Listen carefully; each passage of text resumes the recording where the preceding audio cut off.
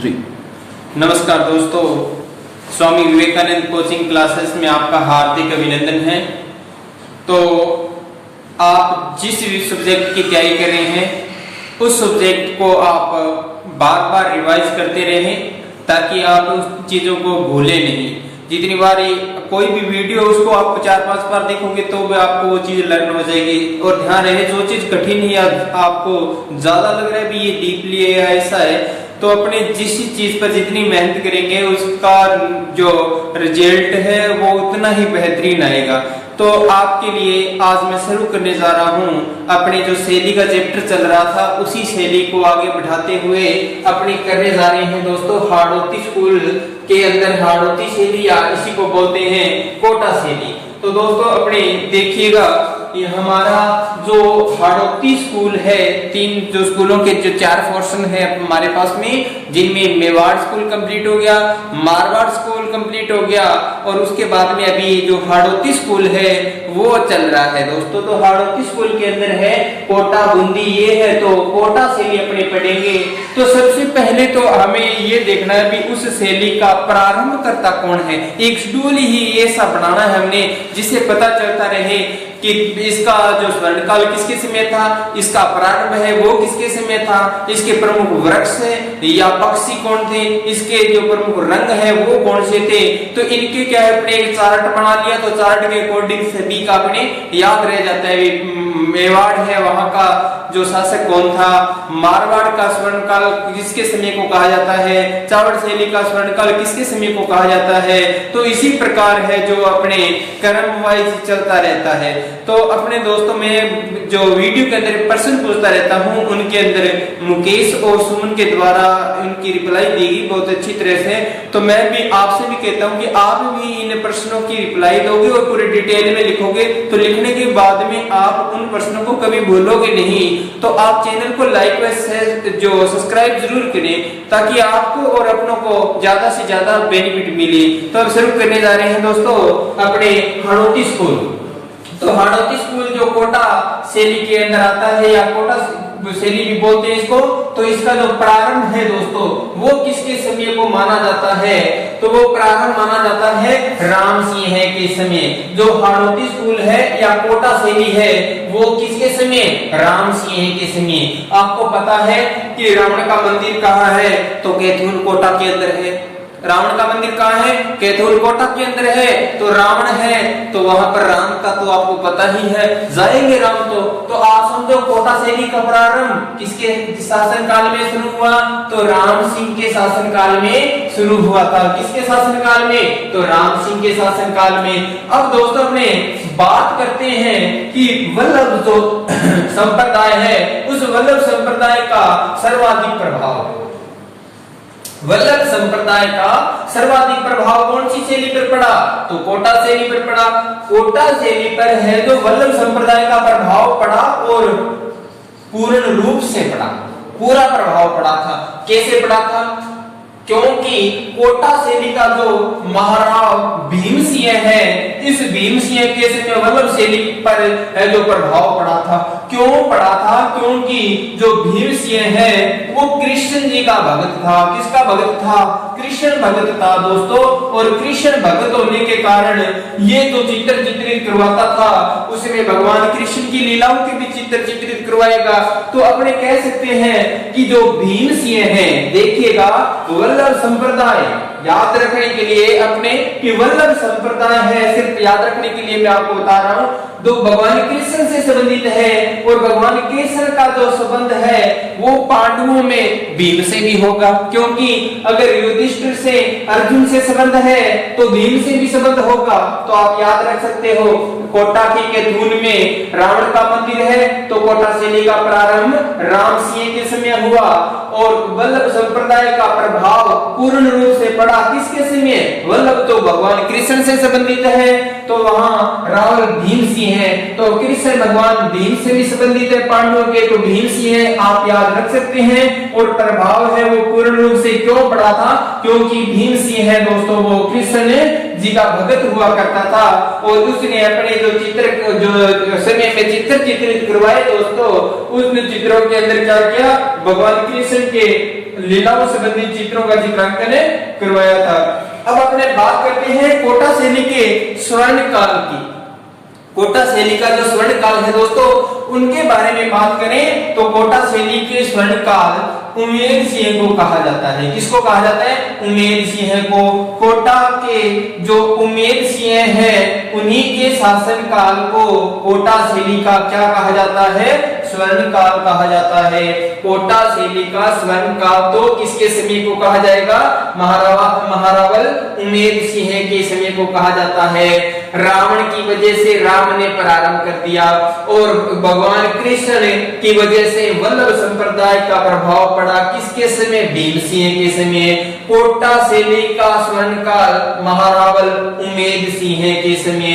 तो मतलब कोटा पूरा करने की उम्मीद, कोटा कहते हैं कोटा पूरा आपका, ऐसे मानो कि आपने सिलेक्शन होने के लिए 90 अंक चाहिए 100 में से, तो आपने अपना कोटा पूरा करने की उम्मीद है ना, आपको कोटा पूरा कर दोगे तो वो उम्मीद है। कोटा पूरा करने की क्या है?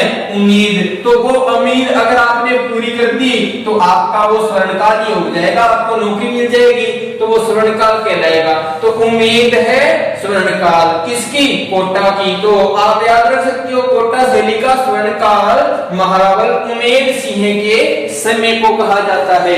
अब अपने एक चित्रकार है जिसका नाम है डालू चित्रकार, और उस डालू चित्रकार ने क्या किया था?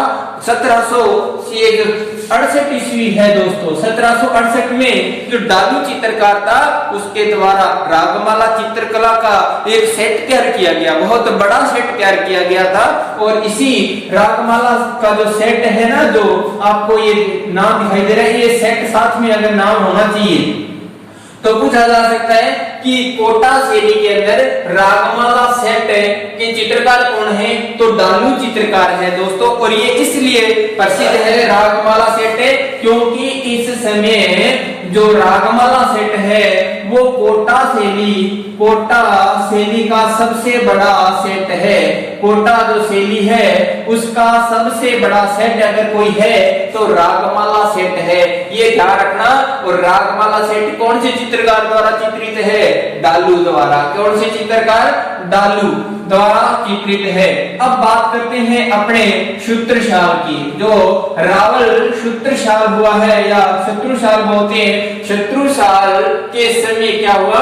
जो भगवत पुराण है इसके चित्र चित्रित किए गए हैं सभी शैलियों में, लेकिन लघु चित्र शब्द ध्यान रखना, लघु चित्र का चित्र जो शत्रुसाल के समय में कोटा शैली में चित्रित किया गया। कौन सी शैली में? कोटा शैली में चित्रित किया गया। दोस्तों रावल शत्रुसाल के समय भगवत जो पुराण है उसका लघु चित्रण किया गया, जो एक विशेष है, ये ध्यान रखना, ये विशेष श्रेणी में आता है। रागमाला सेट जो कोटा शैली का सर्वाधिक बड़ा चित्र का सेट है, और रावल शत्रुसाल के समय में भगवत पुराण का जो चित्र चित्रित किया गया वो लघु है। ये तो बहुत बड़ा है और ये लघु मतलब सबसे छोटा है। तो शत्रु है वो छोटा है और जो डालू है उसके द्वारा बड़ा चित्र चित्रित किया गया। कब? 1768 ईस्वी में। तो अब मैं सोचूंगा और कि आपको यहाँ तक है जो चित्र से समझ में आ गया होगा, और इस चीज को आप ना रिवाइज कर लेना, एक दो बार वीडियो देखोगे तो आपको अच्छी तरह से याद हो जाएगा। सिर्फ इतना याद रखना है कि जो कोटा के अंदर कैथून कोटा में रावण का मंदिर है तो राम है वहां पर, और वल्लभ संप्रदाय का प्रभाव भगवान कृष्ण की वजह से पड़ा, क्योंकि जो भीम है वो भीम सिंह है जो कृष्ण का भक्त है। और कोटा कब पूरा होता है हमारा? जब हमारी उम्मीदें पूरी हो जाती है। तो कोटा शैली का स्वर्ण काल कहलाता है महाराणा उमेद सिंह के समय। और 1768 ईस्वी के अंदर दोस्तों डालू चित्रकार के द्वारा रागमाला का सेट तैयार किया गया था, और जो कोटा शैली का सबसे बड़ा सेट माना जाता है। और रावल जो शत्रुसाल है उसके समय क्या है कि जो भगवत पुराण है उसका छोटा चित्र जो लघु चित्रांकन किया गया था। तो दोस्तों अभी अपने इनके बारे में जो बीती चित्र है, जैसे झाला हवेली के बारे में बात करेंगे जो जालिम सिंह के समय की है, और उस जालिम सिंह की हवेली के बारे में और उनके चित्रों के चित्रांकन के बारे में अपने में बात चल रही थी कि जाला हवेली के बारे में बात चल रही थी। जाला हवेली है वो जालिम सिंह के द्वारा है तो बनवाई गई थी। और उस जाला हवेली के अंदर ध्यान रखने कि कोटा और बूंदी शैली है, वहां की जो भित्ति चित्र है वो प्रसिद्ध है। तो कोटा शैली के अंदर बात करें तो भित्ति चित्रों के अंदर जाला हवेली आती है दोस्तों। और ये जाला हवेली है, इस जाला हवेली के अंदर जो भी चित्र है वो चित्र भित्ति चित्र है।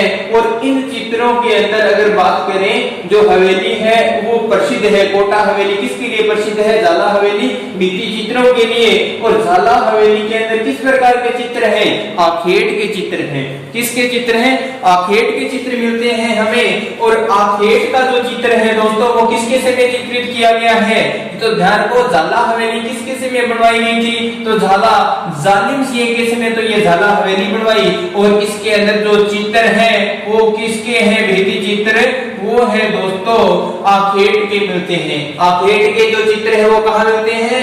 जो झाला हवेली के अंदर मिलते हैं। अब अपने बात करते हैं कोटा शैली के अंदर जो चित्रों का विषय क्या था, किस प्रकार के वहां पर चित्र चित्रित किए गए हैं। तो जैसे भी आपको पता ही है कि जो इस पर वल्लभ संप्रदाय का प्रभाव पड़ा था तो कृष्ण के चित्र होंगे।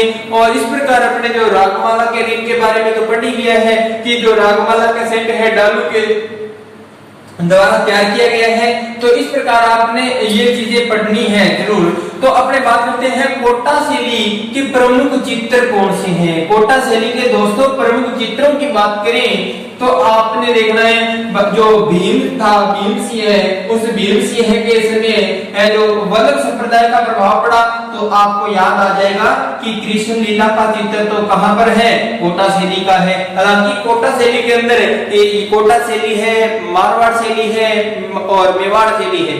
कृष्ण लीलाओं के चित्र मिलते ही आ रहे हैं, लेकिन ऐसे चित्रों के बारे में पूछा जाता है जो सबसे अलग होता है। क्योंकि जो चित्रकार है, जो पेपर बनाने वाले एग्जामिनर्स हैं, उनके द्वारा क्या है ये कंफ्यूजिंग क्वेश्चन नहीं डाले जाते हैं। तो अब देखो आपने याद करना है कोटा शैली भगवान कृष्ण से संबंधित जो चित्र मिला है वो भीम सिंह के समय। कृष्ण लीला याद करो कि कृष्ण भगवान के दरबार, कृष्ण लीला है कृष्ण के भगवान के दरबार के दरबारी दृश्य। देखो कृष्ण लीला कृष्ण भगवान के से संबंधित होने के कारण और कृष्ण भगवान के दरबार में कौन गयो? सुदामा गयो।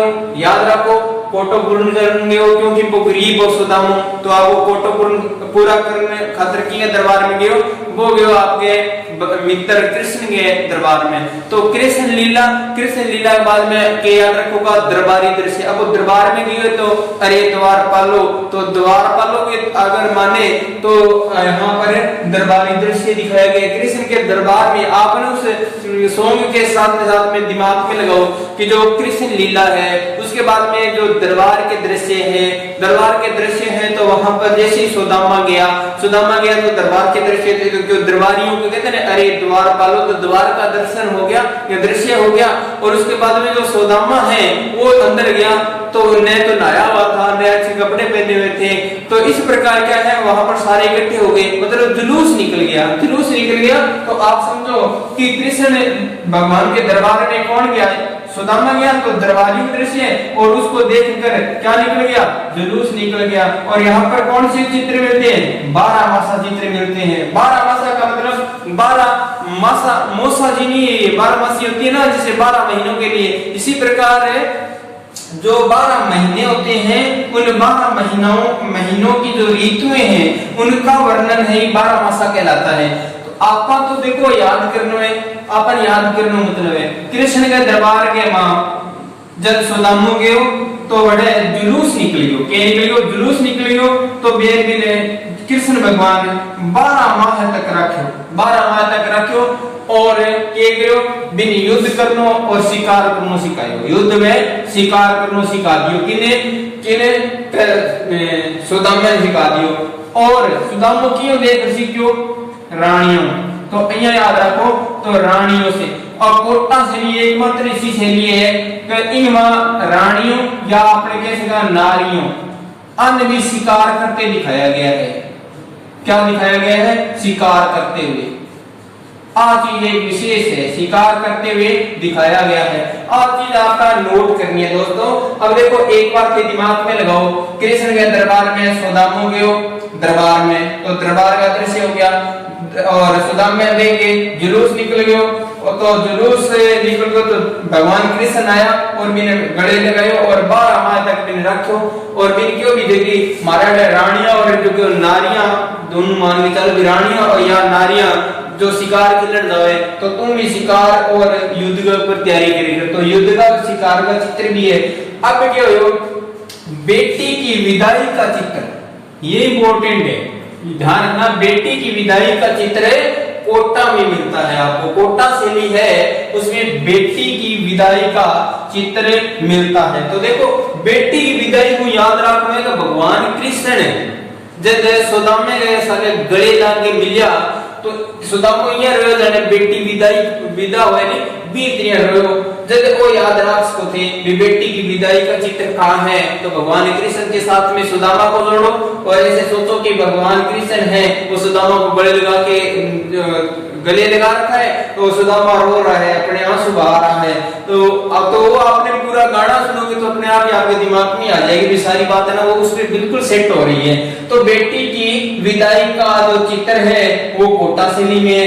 और पैर में कांटा निकालती नायिका, अब पैर में कांटा निकालती नायिका का मतलब है आप अपने चित्र तो इसी का है जहां पर है जो कोटा शैली की कोई नायिका है और वो अपने पैर के अंदर से कांटा निकाल रही है, ऐसा चित्र चित्रित किया गया है कोटा शैली में। लेकिन अपने को याद रखना है, तो ऐसे सोचो कि वो बेटी है वो विदाई होकर जा रही है, तो उसके पैर में कांटा लग गया, उसके पैर में कांटा लग गया तो वो अपना कांटा निकाल रही है, तो इसलिए वो नायिका का चित्र इस प्रकार का है कि वो अपने पैर से कांटा निकालते हुए का चित्र है।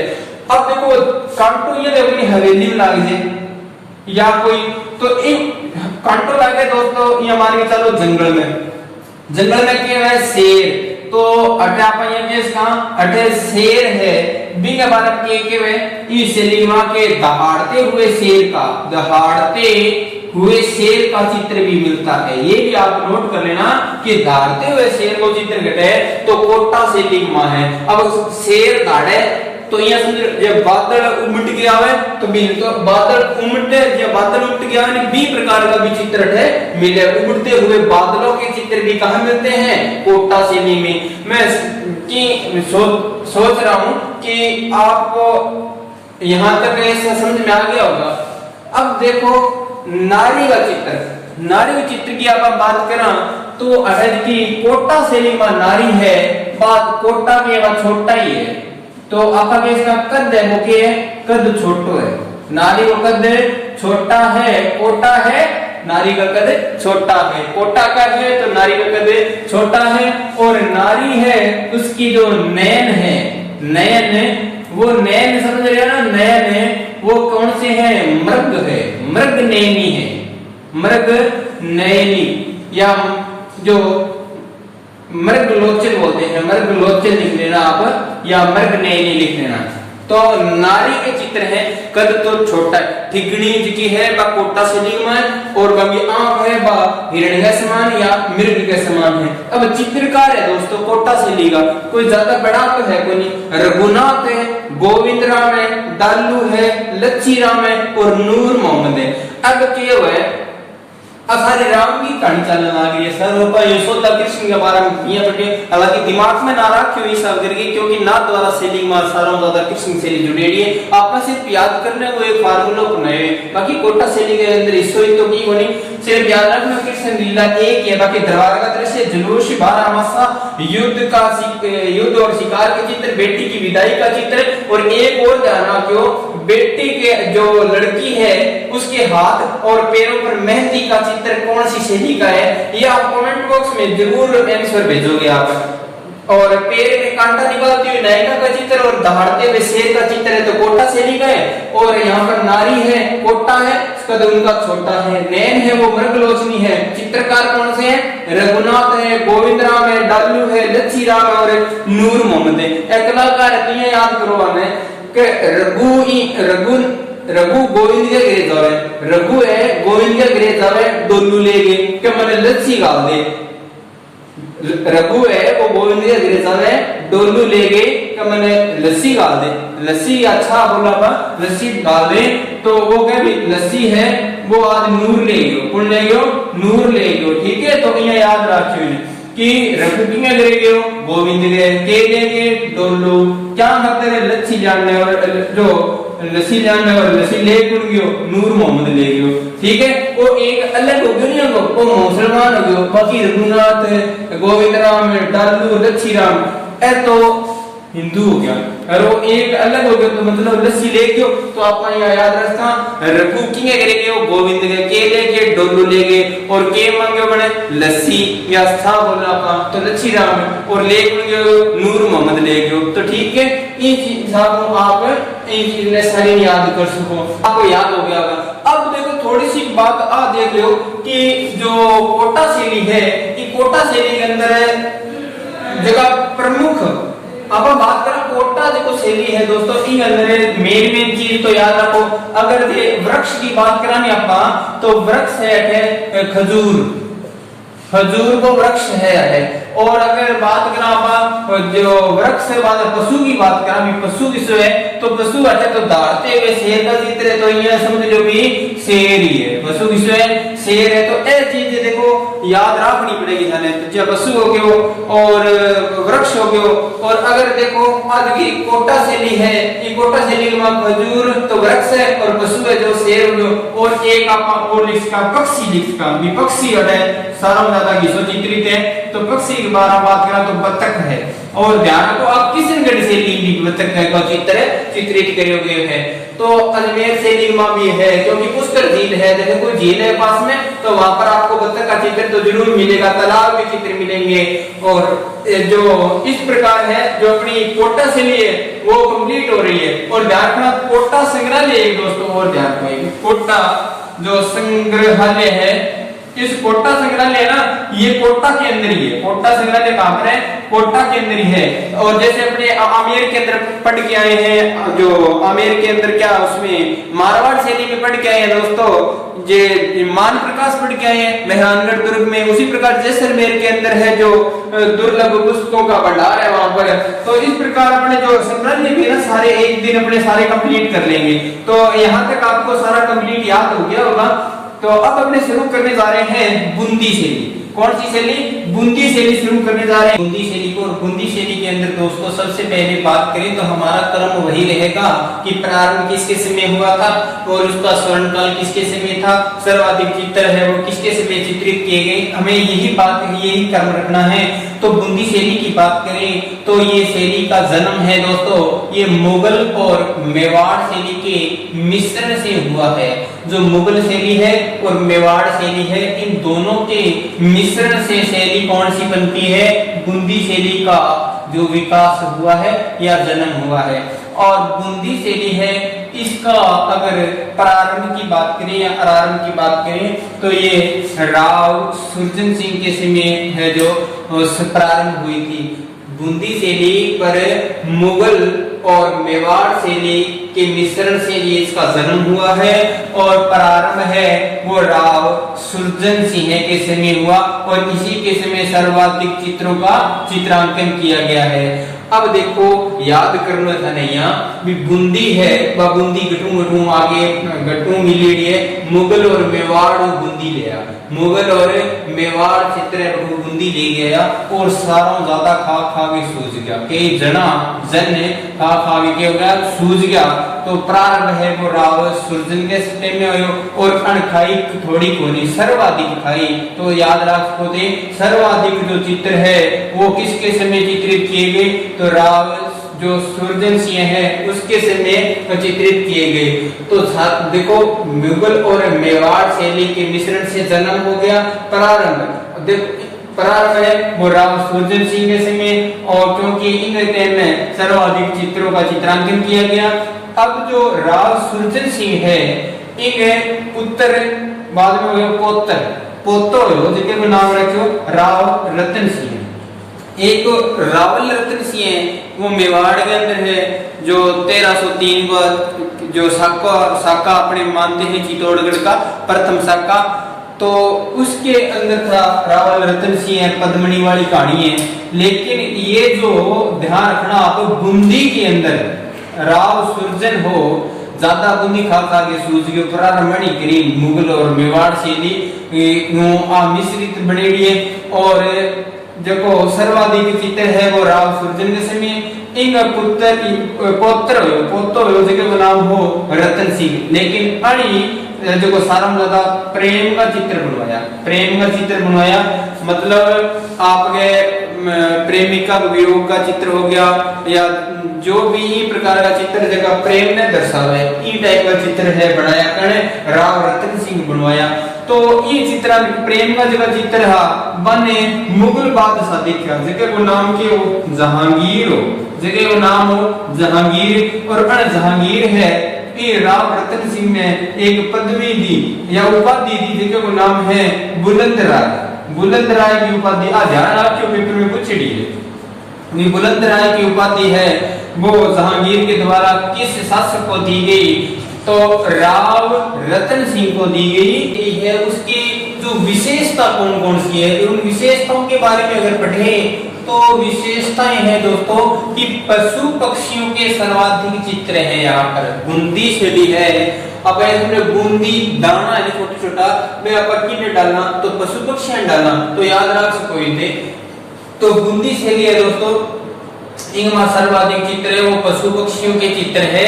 इन वजहों की बूंदी शैली ने पक्षी शैली भी बोले, शैली बोले पक्षी शैली का नाम से भी जानी जाता है। किसी शैली पक्षी शैली कौन सी है, तो बूंदी शैली को कहा जाता है। बूंदी शैली की विशेषता है कि यहाँ पर सर्वाधिक पशु और पक्षियों के चित्र है। और सारा बड़ी बात है दोस्तों, दो प्रकार के रागमाला चित्र है और दोनों ही सबसे प्रसिद्ध है। दो प्रकार के रागमाला चित्र है यहाँ पर और दोनों ही सबसे ज्यादा प्रसिद्ध है, जिनमें एक का नाम है रागनी भैरव। एक का नाम तो क्या आता है रागनी भैरव है, जो कहां पर है नगर परिषद संग्रहालय इलाहाबाद में सुरक्षित है। जो रागनी भैरव है ये बूंदी शैली के चित्र है। रागनी दोनों ही कौन सी शैली के, बूंदी के हैं। और अब ये कहां पर है, तो रागनी भैरव नगर परिषद संग्रहालय इलाहाबाद के अंदर है। और जो नंबर 2 है रागमाला का चित्र जिसका नाम है राग दीपक और ये है भारत कला भवन संग्रहालय बनारस के अंदर, उज्जैन बनारस के अंदर है। तो ये चीज आपने याद रखनी है। सारा ज्यादा पशु पक्षी का चित्र बूंदी में बूंदी शैली पक्षी शैली दिखे हुए और देखो पक्षी शैली के हुए। तो इनमें दो प्रसिद्ध रागमाला का चित्र है। जगह को एक का नाम है रागनी भैरव और दूसरे राग दीपक। रागनी भैरव और राग दीपक बेरू जी की जागरण के दीपक जगाना पड़ा है। बेरू जी की जागरण में दीपक जगाना पड़ा है, तो बेरू और दीपक याद रख लियो। रागनी भैरव और राग दीपक है इलाहाबाद में जैसे नैनी नामक शहर किसी रेखा गुजरे बाद ये बताओगा। चलो बताइए जो 82 डिग्री है। तो और भारत का कला भवन संग्रहालय है जो बनारस के अंदर है, राग दीपक का चित्र है। अब देखो बूंदी शैली है मोटी मोटी विशेषता अगर बात करा तो बेटे को पक्षी या पशु उभय घिसक है। तो देखो बूंदी शैली में दोस्तों शेर को चित्र भी है, हिरण का चित्र भी है, प्रमुख चित्र अंदर है। ठीक है, प्रमुख चित्र में शेर को चित्र है, हिरण को चित्र है। और अगर आप बात करा पक्षी के अंदर है तो पक्षी के अंदर है बत्तख को चित्र भी है। ध्यान रखते बत्तख को चित्र है वो बूंदी में बेऊ बत्तख और बेऊ बूंदी याद रखियो। खजूर को पेड़ अगर बात करा वृक्ष विषय तो खजूर का वृक्ष है जो बूंदी शैली का मुख्य वृक्ष है। अब देखो रंग की बात करा तो नीला रंग और हल्का हरा रंग, ये दो प्रकार का रंगा को प्रयोग घटा है बूंदी शैली में। बूंदी है ये ना सोचो कि बूंदी पीले रंग की है लाल रंग की है, याद रखो पीली नहीं है नीली है। बूंदी पीली नहीं नीली है तो याद नीला रखना, बूंदी नीला और हल्का हरा रंग है। ठीक है, तो आप इस प्रकार है जो इसको याद रख सकते हो। लेकिन एक बात दोस्तों आज ध्यान रखिए थे कि आप बूंदी शैली गए चित्रा में सागे एक तरह बताया होगी चित्रशाला को निर्माण मेर सिंह करवायो। चित्रशाला के अंदर है स्वर्ग काल तो क्यों अभी बीती चित्र को चित्रशाला, लेकिन एक चीज ध्यान रखो कि चित्रशाला के अंदर रंगीन चित्र बने, रंगीन चित्र चित्रित किए जाते हैं, चित्र रंगीन चित्रों का चित्रांकन किया जाता है। एक बात वहां ध्यान रखनी है। दूसरी बात है कि उमेद सिंह के टाइम में वहां एक चित्र चित्रित करो बूंदी शैली में, और वो चित्र क्या हो कि बूंदी शैली में एक चित्र बनायो जको हो स्नान करिए, स्नान करती हुई नायिका, एक स्नान करती हुई नायिका को चित्र हो, स्नान करती हुई नायिका का चित्र था। और इस चित्र को हूबहू चित्र, हूबहू जो चित्र है वो कोटा शैली में भी बनाया गया था। कहां बनाया गया था? कोटा शैली में भी बनवाया गया था। और ये आपने ध्यान रखना है दोस्तों। और ये जो कोटा शैली के अंदर है वो पूछ ले कहां है, तो जाला हवेली में है। कौन सा? जाला हवेली के अंदर है। तो आप बताएंगे कि जाला हवेली कहाँ है? तो ठीक है दोस्तों, जाला हवेली है जो कहां पर है? कोटा में। किसने निर्माण करवाया था? जालिम सिंह ने, जालिम सिंह ने, झाला जालिम सिंह ने। अब दोबारा बताऊं कि बूंदी शैली में एक स्नान करती हुई नायिका को चित्र है, भी नायिका स्नान करती हुई को चित्र है नहीं, वो सेम ही कोटा शैली में जाला हवेली में है, और जबकि जाला हवेली जालिम सिंह बनवाई। तो आज की अपनी आमेर शैली है दोस्तों बार कंप्लीट होगी, और हाड़ौती शैली है दोस्तों हमारा है जो चैप्टर जो अपने चित्रकला थी वो कंप्लीट हो गया। लेकिन अपने थोड़ा सा ये देख लेते हैं कि प्रमुख संग्रहालय के बारे में। तो प्रमुख संग्रहालयों के बारे में बात करें तो पोथी खाना कहां पर है? पोथी खाना जयपुर के अंदर है। पोथी खाना कहां पर है? जयपुर के अंदर है। और मान प्रकाश पुस्तकालय, मान प्रकाश महाराजा मान सिंह जो थे उनके द्वारा प्रकाशित करवाया गया था, कहां पर है? जोधपुर के अंदर है। मान प्रकाश कहां पर है? जोधपुर में है। और सरस्वती भंडार, सरस्वती भंडार कहां पर है? उदयपुर के अंदर सरस्वती भंडार है। और जैन सूरी जो संग्रहालय है जो अंडरग्राउंड भूमिगत है वो जैसलमेर के अंदर है। कहां पर है? जैसलमेर में है। और कोटा संग्रहालय तो कोटा में ही है, अलवर संग्रहालय अलवर में है। आपको याद रखना है पोथी खाना जयपुर में, मान प्रकाश जोधपुर में, सरस्वती भंडार उदयपुर में, और जैन जैसलमेर, जैसे जैन जैसलमेर आ जाएगा। और सरस्वती भंडार उदयपुर में भी आपको पता है एनसीईआरटी जो मुख्यालय है राजस्थान के अकॉर्डिंग, तो उनके बारे में आप ये चीजें याद रख सकते हो। और मान प्रकाश जोधपुर के अंदर मान सिंह के द्वारा है। अब है प्रमुख संस्था जो चित्रकला को संरक्षण प्रदान कर रही है, उनके लिए जो पुरस्कार है वो भेंट करिए। उनमें सबसे महत्वपूर्ण अंकन है, अंकन है वो भीलवाड़ा की है। अंकन कहां की है? भीलवाड़ा की है। और जो चितेरा, ये सारी जो अपने बात कर रही है वो देखना दोस्तों। जो चितेरा, कलावृत्ति, आयाम, पैग, क्रिएटिव आर्टिस्ट ग्रुप, ये सारी की सारी जयपुर की है, जयपुर की है। वो सबसे ज्यादा है क्योंकि एक ललित कला अकेडमी भी है, अकादमी भी है। अपने बोलते हैं चितेरा, कलावृत्ति, आयाम, पैग, क्रिएटिव आर्टिस्ट ग्रुप, ये तो एक पूरा ही नाम है। क्रिएटिव आर्टिस्ट ग्रुप ये जयपुर के अंदर है। पैग भी जयपुर में है, आयाम भी जयपुर में, कलावृत्ति भी जयपुर में, और चितेरा भी। जो चितेरा है वो अपनी कला दिखाएगा, और जो कला दिखाएगा तो उसकी आय होगी, आय होगी तो शाम को पैक लगाएगा। फिर है वो क्रिएटिव आर्टिस्ट ग्रुप, आर्टिस्ट का मतलब कलाकार हो गया, डांस देखेगा ग्रुप का, और कहां पर है? जयपुर में। याद रख सकते हो चितेरा, कलावृत्ति, आयाम, pack, creative artist group Jaipur के अंदर है। और टंकण 28 आप कई बार पूछ लिए उदयपुर के अंदर है। टंकण 28, टकमण जो 28 है दोस्तों, टकमण 28 ये है उदयपुर के अंदर, इसका ध्यान रखना आप। एक है तुलिका कलाकार परिषद, ये भी कहां पर है? उदयपुर में। ये उदयपुर की दोनों ही बहुत ही महत्वपूर्ण है। टकमण 28 और उदयपुर में है। दूसरा है जो तुलिका कलाकार परिषद, ये भी उदयपुर में है। और जोधपुर में तो दोहरा है, जोधपुर में क्या है, दोहरा है, याद रह जाएगी। और राजस्थान ललित कला अकादमी कहाँ पर है, जयपुर के अंदर है। तो हमारा जो चित्रकला का टॉपिक है वो दोस्तों कंप्लीट हो चुका है। और इसी के साथ में अब आपने चित्रकला के जो जितने टॉपिक हुए हैं उनका 2-3 बार रिवाइज करोगे, पूरा कंप्लीट याद हो जाएगा। ये वीडियो आपको कैसी लगी इसका आप चैनल के अंदर लाइक व कमेंट करके जरूर बताएं। और जो क्वेश्चन मैंने दिया है उसका आंसर भी आप जरूर